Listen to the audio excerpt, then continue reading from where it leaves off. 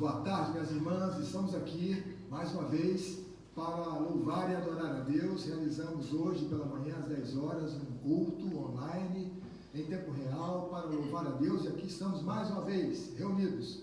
Aqui alguns poucos irmãos para transmitir esse culto, os queridos em suas casas e juntos, unidos em Cristo, para proclamarmos o Evangelho e louvarmos o nome do nosso Senhor. E vamos começar, como sempre fazemos, orando, porque sabemos que devemos colocar todas as coisas no altar da graça e pedir a Deus que nos conduza, pedir a Deus que dirija os nossos passos, pedir a Deus que esteja sempre conosco, para que jamais nos afastemos do centro de sua vontade. Eu vou pedir ao nosso querido irmão presbítero Marcelo Dalto que nos conduza a Deus em oração. Oremos, meus irmãos.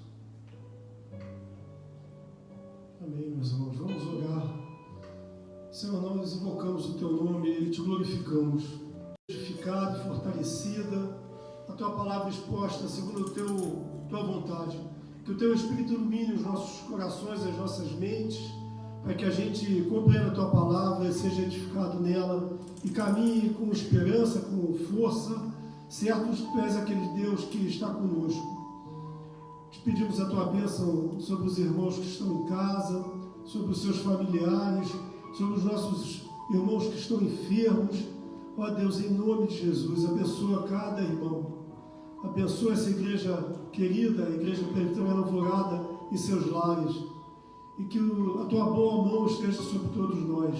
Esteja sobre nós nesse momento tão especial em que nos reunimos para glorificar o Teu nome. Tu és o nosso Deus, Deus a quem amamos. Recebe a nossa adoração e a nossa gratidão em nome de Jesus, Senhor. Amém.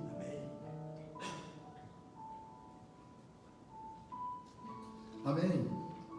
No Salmo de número 112 está dito, e aqui nós temos um salmo que fala acerca da felicidade daqueles que temem a Deus. Salmo de número 112.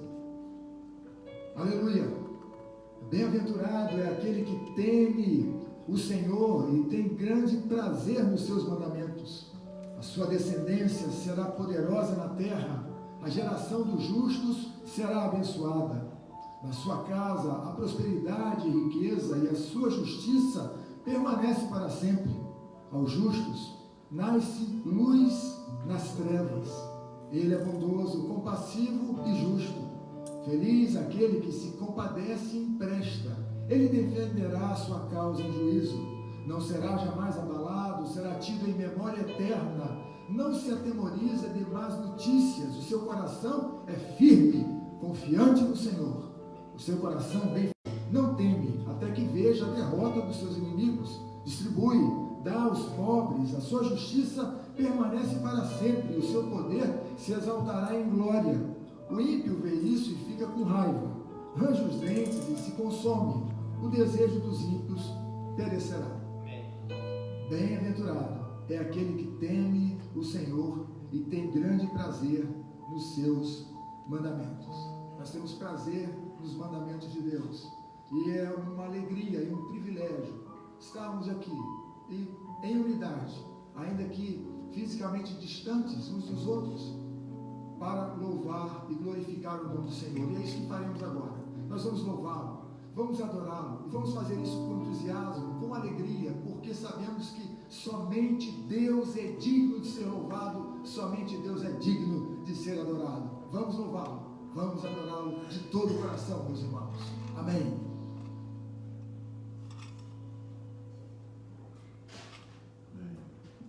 Vamos adorá-lo de todo o coração.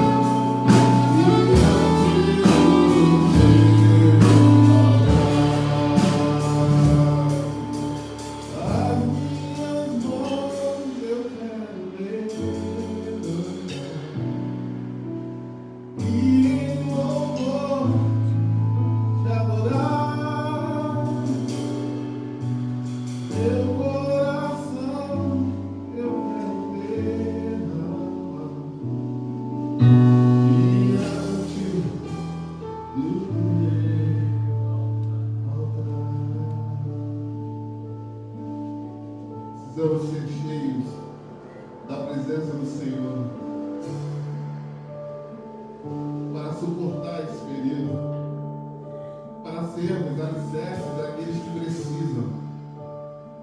Esse é o nosso desejo, ser cheio para ser apoio, ser cheio para ser sustento. Amém?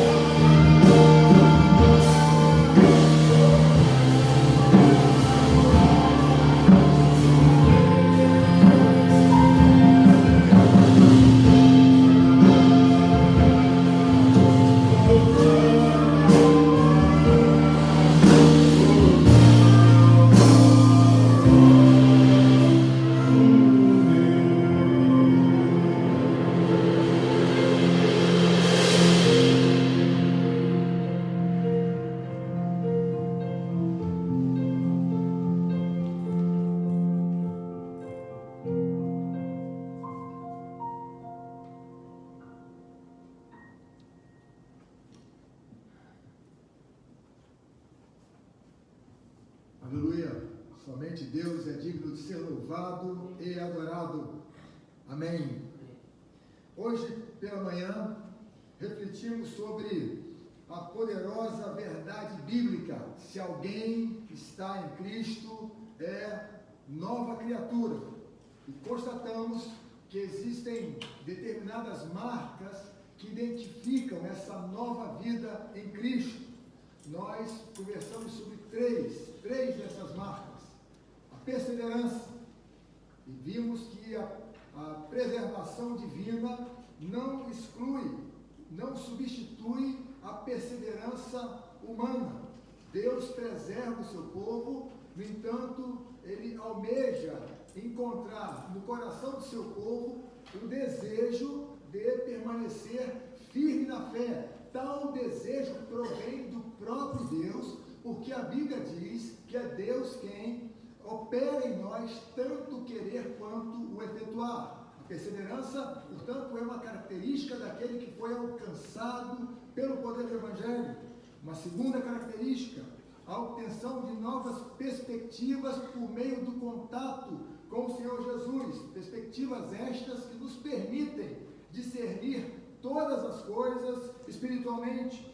E ainda, a total e absoluta dependência do Espírito Santo. Vida cristã é vida no Espírito.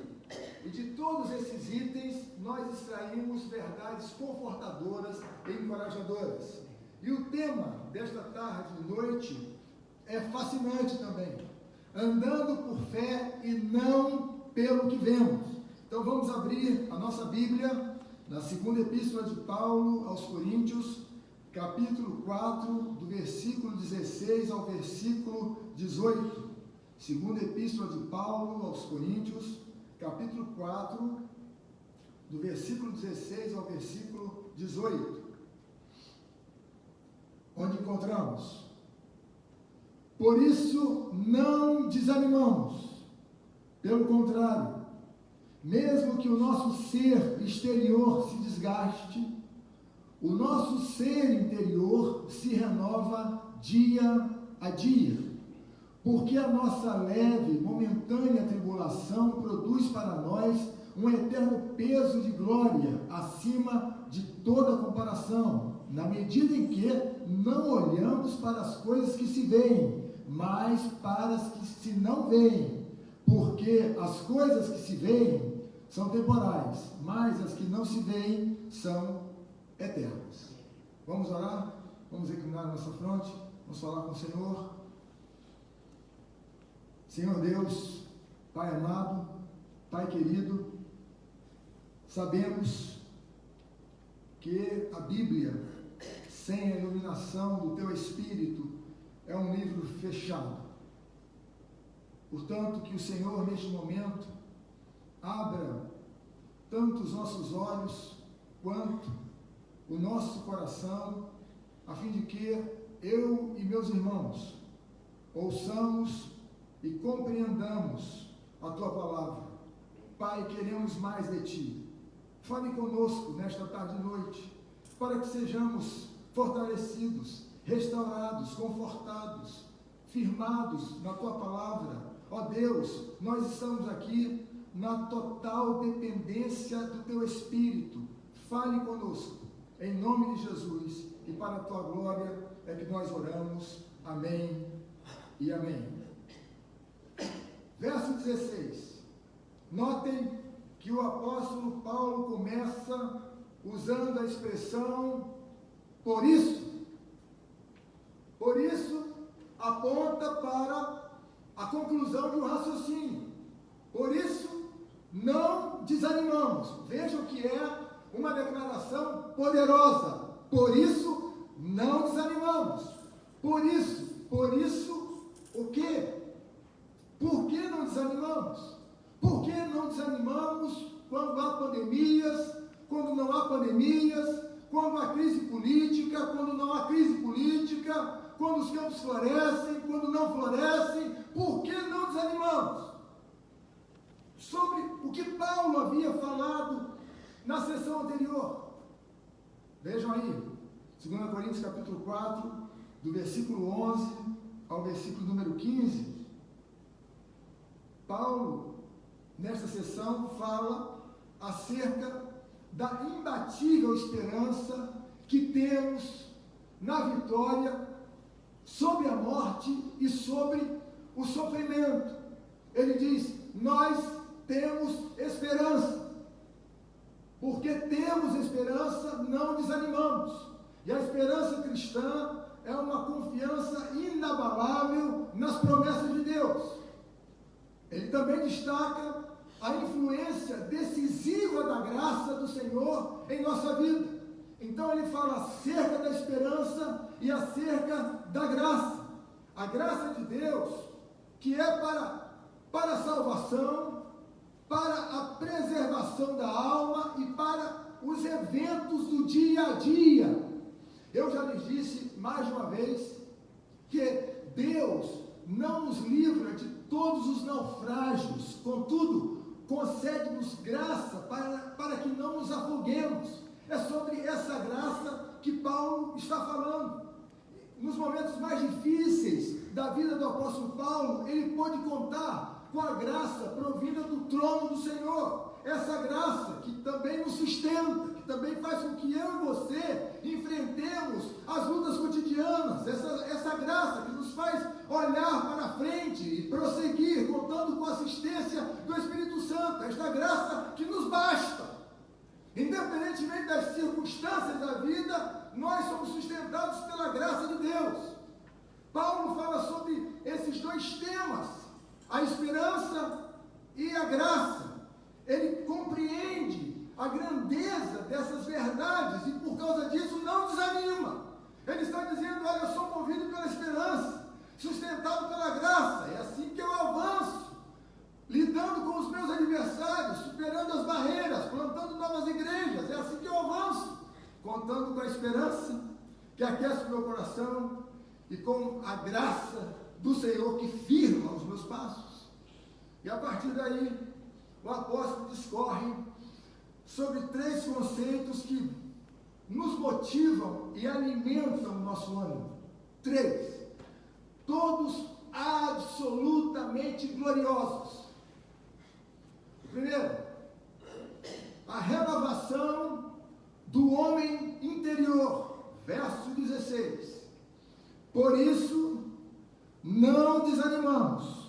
Pelo contrário, mesmo que o nosso ser exterior se desgaste, o nosso ser interior se renova dia a dia. Paulo fala sobre o desgaste do ser exterior. Numa outra versão, nós encontramos o homem exterior, que se desgasta. Essas palavras, essas expressões, ser exterior, homem exterior, falam sobre a dimensão corporal do ser. É o ser humano em seu estado mortal. O nosso homem exterior, em síntese, é o nosso corpo. É sobre isso que Paulo está falando. E Paulo diz: mesmo que o nosso homem exterior se corrompa, e a expressão aqui, se corrompa, no original grego, indica o presente progressivo. A ideia é de algo que vai se desgastando, que vai se corrompendo, que vai se esgotando. O autor sagrado está falando, portanto, acerca do esgotamento do corpo ao longo dos anos. Ele está tocando um tema importante para todos nós. Ele está falando acerca da decrepitude, que consiste no enfraquecimento do corpo causado pela passagem dos anos. Ele está dizendo: olha, o corpo se desgasta, ele não consegue resistir aos ataques do tempo, das enfermidades físicas, emocionais. O corpo fica cansado, doente. Alguém disse acertadamente que cada novo fio branco que nasce em nossa cabeça é a morte nos chamando para um duelo.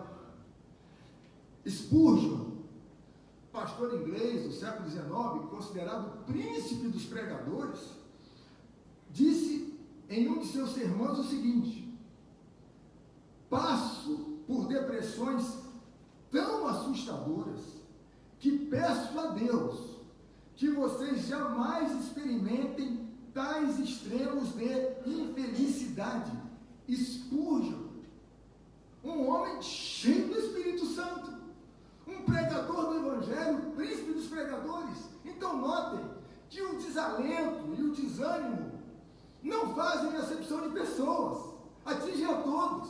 E após descrever vamos dizer assim, a perturbadora fragilidade do ser exterior, do homem exterior, do corpo, Paulo fala sobre a renovação do ser interior, do homem interior. E essa expressão, homem interior, refere-se à parte imaterial do ser, da natureza humana, que é espiritual, eterna.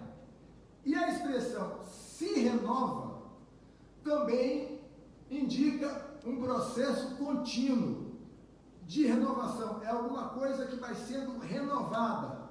Então Paulo está fazendo aqui uma referência a esse homem interior redimido, portanto, que existe sob a bênção de Deus, que vai sendo renovado pelo poder de Deus. Então o Espírito Santo fortalece a nossa vida interior, nossa estrutura psicológica, essa realidade interior que nos constitui.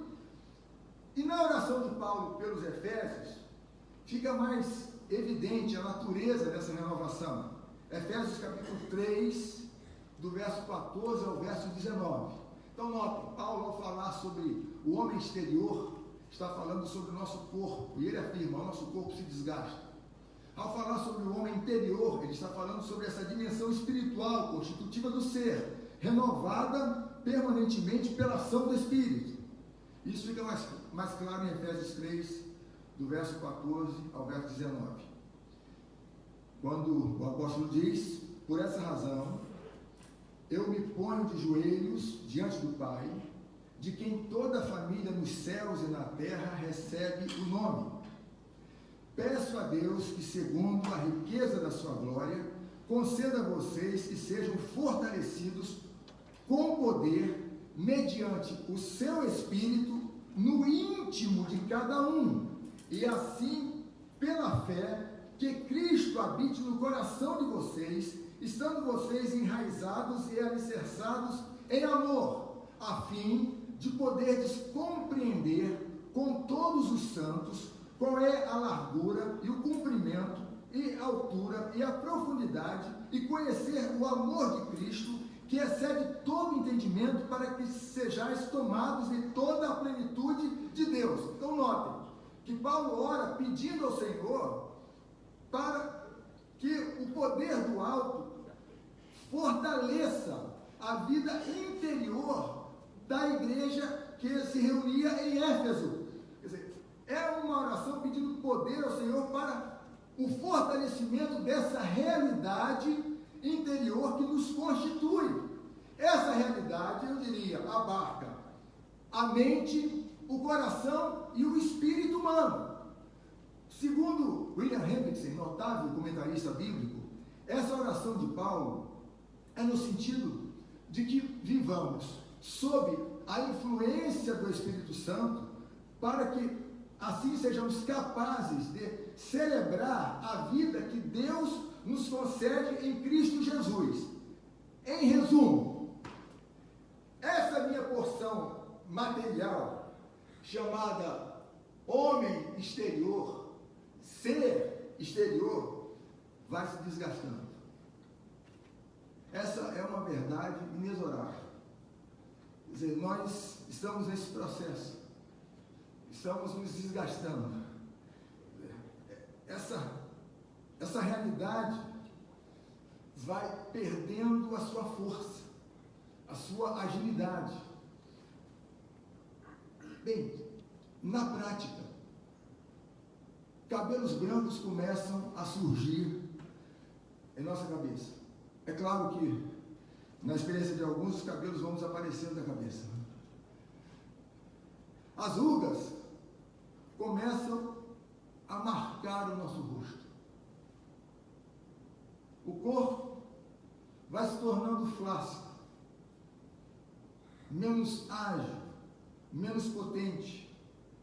Essa é a dimensão material do ser, que Paulo chama de homem exterior, ser exterior.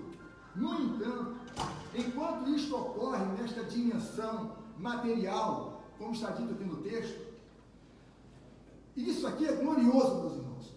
A realidade interior vai sendo fortalecida pela ação contínua do Espírito Santo.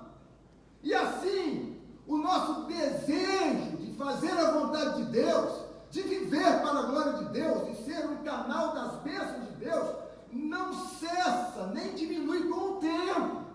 Pelo contrário, vai crescendo, vai se desenvolvendo. Assim, nós nos damos conta de que estamos naquela jornada de fé em fé, de glória em glória, rumo a Canaã celestial. É aí que nos damos conta de que há rugas em nosso rosto, mas não há rugas em nossa alma, porque Deus está preservando o nosso homem interior, a nossa realidade espiritual, fortalecendo a nossa vida, para que queiramos buscá-lo, queiramos viver de acordo com a sua vontade, porque o nosso homem interior vai sendo renovado constantemente pela ação do Espírito Santo. Passam-se os anos, mas Deus permanece o mesmo.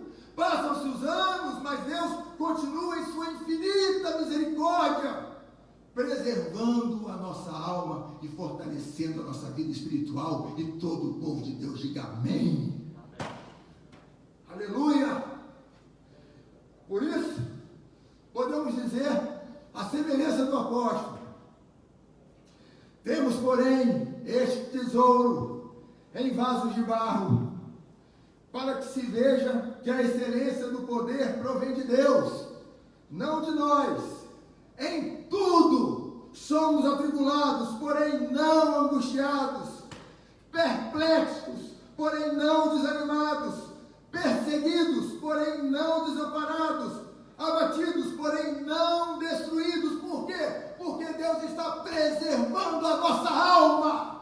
Deus está sustentando a nossa vida. Deus está nos concedendo a cada dia força e graça para que sigamos adiante, combatendo o bom combate. Enquanto o nosso homem exterior se desgasta, o nosso homem interior é fortalecido pelo poder do Espírito Santo. Aleluia! Louvado seja o nome do Senhor. É Deus renovando o seu povo a cada dia. Conceito glorioso: a renovação do homem interior. Segundo conceito: o peso da glória. Verso 17. Aqui o Paulo afirma que a nossa leve e momentânea tribulação produz para nós um eterno peso de glória acima de toda comparação. Agora vejam como Paulo descreve a tribulação: leve e momentânea. Mas, meus irmãos, nem sempre podemos descrever as tribulações como leves e momentâneas. Algumas delas são longas, duras, crudelíssimas. O que Paulo está dizendo é que podemos classificar as tribulações como leves e momentâneas quando, vamos dizer assim, as medimos com a trena da eternidade. A tribulação pode ser descrita como leve e momentânea, porque não pode ser comparada, como está no texto, com o seu peso de glória. E essa expressão, eterno peso de glória, faz referência à grandeza da vida eterna, à majestade da vida eterna, que é incomparavelmente superior ao sofrimento do tempo presente. Então a tribulação pode ser pesada, é complexa, desafiadora, contundente, mas essa tribulação terá fim, porque um dia Deus fará novas todas as coisas, porque chegará o dia em que o reino de Deus superará o caos, Deus agirá. Então esse quadro de glória suplantará esse cenário caótico em que estamos inseridos. Além de ser incomparavelmente melhor, esse quadro de glória jamais passará. Aleluia! Santa esperança! Que nós não estamos caminhando para o fim do mundo. Estamos caminhando para a emergência do novo tempo, que Deus será tudo em todos. Um novo tempo, que todo joelho se dobrará e toda língua confessará que Jesus Cristo é o Senhor. Aleluia! Em Romanos 8, versos 17 e 18, encontramos, Romanos 8, versos 17 e 18.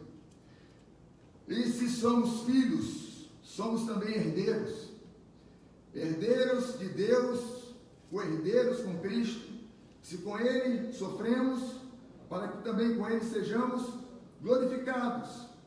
Porque para mim, tenho por certo, que os sofrimentos do tempo presente não podem ser comparados com a glória a ser revelada em nós.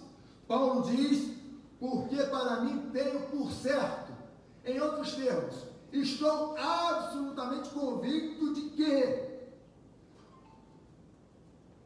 os problemas que enfrentamos hoje, as lutas que enfrentamos, não podem ser comparadas com a glória do porvir. Do que ele está firmemente convicto, então? Do fato de que o sofrimento deste tempo passará. Será suplantado pela emergência de um novo tempo, de um novo mundo. Suplantado pela ação do poder de Deus, pela glória de Deus. E para Paulo, isso está a caminho.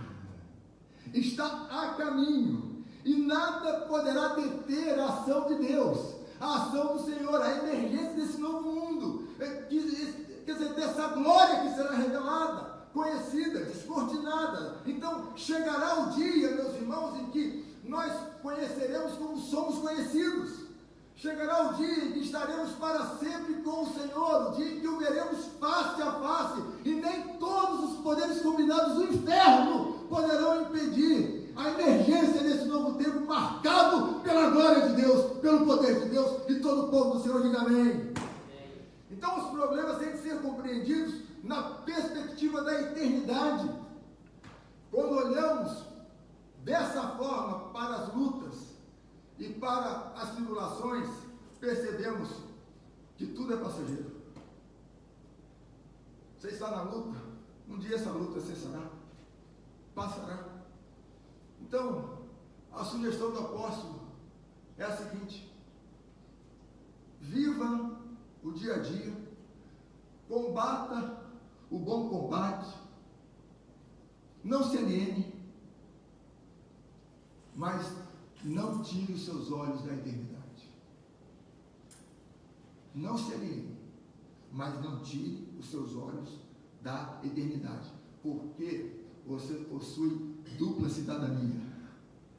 Você é cidadão deste mundo, é evidente, mas você também é cidadão do reino de Deus.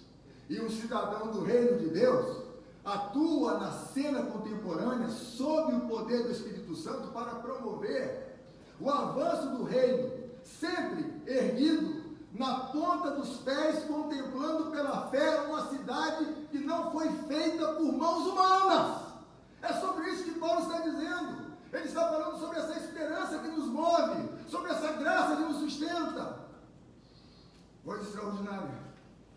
Um texto em apreço, 2 Coríntios 4, versos 16 a 18, Paulo discorre melhor sobre esses três conceitos que motivam e alimentam o nosso ânimo. A renovação do homem interior, embora o nosso homem exterior se corrompa, se desgaste, Deus alimenta e preserva o homem interior. Sobre o peso da glória, as tribulações do tempo presente não podem ser comparadas com a glória do porvir. E por fim, vamos para o último conceito, o exercício da fé. Verso 18. Na medida em que não olhamos para as coisas que se veem, mas para as que não se veem, Porque as coisas que se veem são temporárias, mas as que não se veem são as eternas. Esse é o terceiro conceito. O conceito do exercício da fé. Um mestre devocional, chamado Adam Tozer, disse que o mundo real é o invisível. Porque é o mundo invisível que é constituído daquilo que é eterno. As coisas materiais que nos cercam, absolutamente perceptíveis, são temporais, são transitórias. As coisas que compõem o mundo espiritual são eternas. Então Tozer diz, olha, esse mundo é mais real do que o mundo no qual nós estamos inseridos, porque o mundo no qual estamos inseridos está se desvanecendo. Então, agora, é claro que aqui nós precisamos pensar sobre a importância de fazermos uma boa mordomia daquilo que Deus nos confiou. Isto é, usar as coisas materiais com sabedoria, com responsabilidade, com sensatez, visando sempre promover o bem comum e a glória de Deus. Mas aqui nós estamos diante de uma passagem que nos desafia a andar por fé e não pelo que vemos.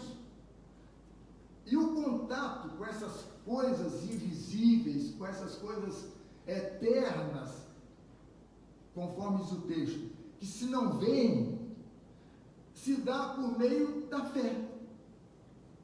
Como é que eu e você entendemos que existem seres espirituais, que existe um Deus único e verdadeiro, que rumamos para aquele bom país, como dizia o antigo cântico, pela fé? O justo vive pela fé, foi levantado para viver pela fé. Os homens e mulheres de fé mencionados em Hebreus 11 chegaram aonde chegaram porque viram o invisível. Como olhar para o invisível? Pela fé, tendo como base sempre a palavra de Deus. Em síntese, Paulo afirma isso aqui em 2 Coríntios 5, versos 6 e 7, quando diz: temos bom ânimo, andamos pela fé e não pelo que vemos. Mas o que é fé? Do ponto de vista das Escrituras, fé é certeza. A certeza, por exemplo, de que aquele que começou boa obra em nós haverá de completá-la. Fé é a certeza de que todas as coisas que ocorrem em nossa vida contribuem para o nosso bem, para o nosso crescimento espiritual. Fé. Fé é crer que Deus controla todas as coisas, governa sobre todas as coisas, e que a nossa vida está nas mãos dele, para a glória dele, que das mãos dele ninguém poderá nos arrebatar. Isso é fé, é certeza, é uma convicção. Fé é um dom, algo que o próprio Deus infunde em nosso coração. Fé. E a fé é algo que agrada a Deus, porque sem fé é impossível agradar a Deus. A fé. Henry Nouwen, teólogo querido, disse, a meu ver, acertadamente, que fé é a profunda convicção de que Deus é bom e que a sua bondade triunfará de algum modo. E o salmista declarou que haveremos de contemplar a bondade de Deus na terra dos viventes. Independentemente das circunstâncias, nós sabemos que o nosso Deus é bom, que Ele nos ama, quer o nosso bem, atua na história em nosso favor. O que é fé? Fé é a certeza de que Deus, cujo caráter é imutável, haverá de cumprir todas as suas promessas e realizar todos os seus propósitos. Isto é fé. E a nossa fé está firmada nas promessas de Deus, na palavra de Deus, porque Deus falou, nós cremos. Porque Deus prometeu, nós confiamos. Porque fomos chamados para viver pela fé. E nós, a semelhança do apóstolo Paulo, sabemos em quem temos crido, aleluia!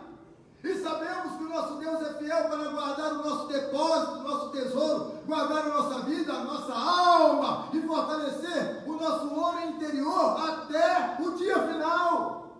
É por causa disso que podemos declarar que não abandonaremos a carreira cristã, não nos afastaremos do centro da vontade de Deus e não nos tornaremos homens e mulheres ressentidos e amargurados, não. Por quê? Porque Deus está conosco, porque Ele renova o nosso ser interior. Porque nós sabemos que a tribulação do tempo presente não pode ser comparada com a glória do porvir, com aquilo que nos espera. Porque nós sabemos, meus irmãos e minhas irmãs, que fomos chamados a viver pela fé. E Deus haverá de honrar essa fé que Ele mesmo plantou em nosso coração. Aleluia. Aquele que começou a boa obra em nós, haverá de completá-la até ao dia de Cristo Jesus. Amém. Vamos reclinar nossa fronte? Vamos orar. Estamos vivendo dias difíceis, dificílimos.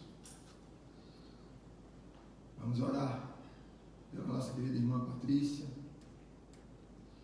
e pelos seus familiares. Vocês sabem que a dona Marisa, amada mãe da nossa irmã Patrícia, faleceu ontem e está com o Senhor, porque é uma mulher crente.